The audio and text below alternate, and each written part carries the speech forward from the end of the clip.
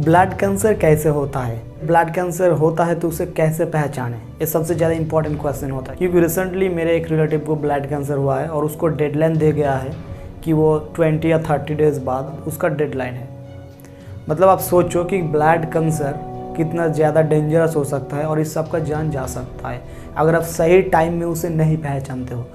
तो आज की ये वीडियो इसी टॉपिक से है। तो सबसे पहले आपका body 3 types of cell produce करता है। नंबर 1 WBC यानी कि white blood cell, red blood cell and platelets यानी कि plasma. In case of blood cancer blood production होता है यानी कि ब्लड सेल प्रोडक्शन होता है, उसका मात्रा कई गुना ज़्यादा बढ़ जाता है और इस वजह से एबनॉर्मल ब्लड सेल्स बनता है। और जब एबनॉर्मल ब्लड सेल्स बनता है तभी कैंसर यानी कि ब्लड कैंसर देखा जाता है।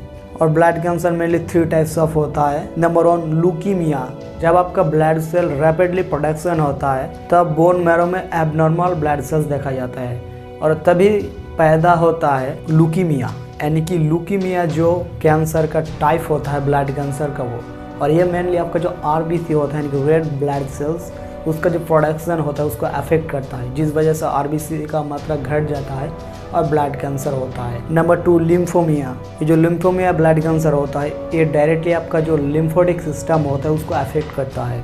लिम्फोसिस एक टाइप आपका WBC यानी कि व्हाइट ब्लड सेल्स होता है जो इन्फेक्शन के अगेंस्ट में लड़ता है, आपका इम्यूनिटी सिस्टम को बढ़ाता है। लेकिन जो एबनॉर्मल लिम्फोसिस होता है वो लिम्फोमिया सेल में कन्वर्ट हो जाता है, जिसको लिम्फोमिया ब्लड कैंसर कहा जाता है।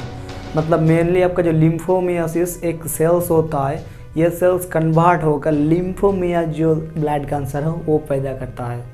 नंबर 3 मायलोमा, ये एक ब्लड कैंसर का टाइप्स होता है और ये आपका जो प्लाज्मा सेल्स होता है उसको अफेक्ट करता है और इस वजह से आपका जो इम्यूनिटी सिस्टम होता है वो घट जाता है, आपका जो इम्यून सिस्टम होता है वो वीक हो जाता है और आप जल्द किसी भी बैक्टीरिया, वायरस या कीटाणु से ज़्यादा अफेक्टेड हो जाते हो, क्योंकि आपका जो इम्यूनिटी सिस्टम होता है वो कमज़ोर कर देता है मेनली ना, इसीलिए।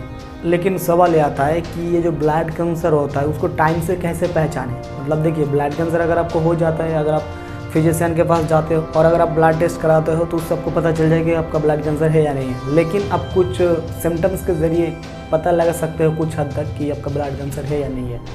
Weakness, fatigue, shortness of breath, bleeding gums, recurrent infection और फीवर, स्वेटिंग बॉडी ओवरनाइट, अचानक वजन घट जाना that's mean weight loss, frequent vomiting, headache. अगर आपका ऐसा सिम्टम्स रहता है तब जल्द से जल्द वेरीफाइड फिजिशियन से कंसल्ट कीजिए, आपका ब्लड टेस्ट करवाइए, क्या पता आपको भी ब्लड कैंसर हो चुका है। तो इसीलिए श्योर होने के लिए ब्लड टेस्ट ज़रूर करवा लीजिए, इससे आपको पता चल जाएगा आपका ब्लड कैंसर है या नहीं। तो मैं आपको बताऊँगा कि आखिर ब्लड कैंसर होता किस लिए, मतलब इसका कॉजेज़ क्या होता है।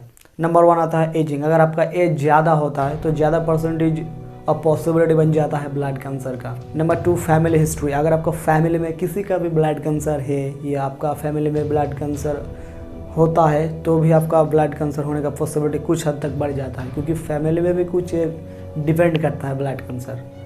अगर आपका वीक इम्यून सिस्टम रहता है, मतलब अगर आपका इम्यूनिटी सिस्टम बहुत ही ज़्यादा कमज़ोर होता है तो भी आप जल्द से जल्द ब्लड कैंसर या किसी भी तरह का बीमारी से अफेक्टेड हो जाते हो। तो ये था कुछ फैक्टर या कॉजेज जिसके ऊपर डिपेंड करता है आपका ब्लड कैंसर कुछ हद तक ना। इसका जो ट्रीटमेंट होता है ये तो एकदम फिजिशियन ही करता है और वो फिजिशियन कुछ प्रोसेस में ये ट्रीटमेंट करता है।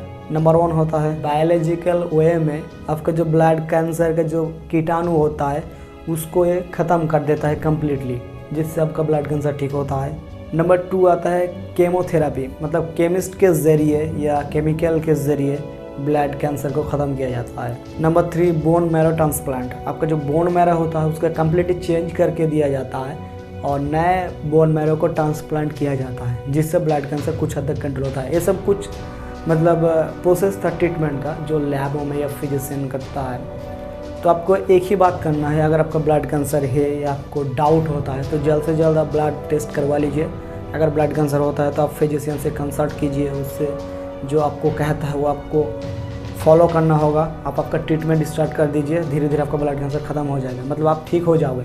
लेकिन अगर आपका देर हो जाता है तो आपको मुश्किल में हो सकता है, मतलब आप मुश्किल में पड़ सकते हैं। तो इसीलिए आप टाइम रहते ही उसको जाँच लीजिए और हर इंसान को महीने में या 6 महीने में एक बार ज़रूर अपना जो बॉडी का चेकअप कर लेना चाहिए, जिससे किसी भी तरह का अगर बीमारी रहता है तो शुरुआत में ही पता चल जाता है, जिससे वो जो बड़ा बीमारी में कन्वर्ट नहीं हो पाता है और आपका जान नहीं जाता है। तो इसीलिए आप महीने या 2 महीने या 5 महीने 6 महीने के अंदर अंदर अपना जो बॉडी का चेकअप करवा लीजिएगा। इससे आपका बॉडी हेल्दी रहेगा, किसी भी तरह का जो खतरनाक बीमारी होता है उससे बच सकते हो।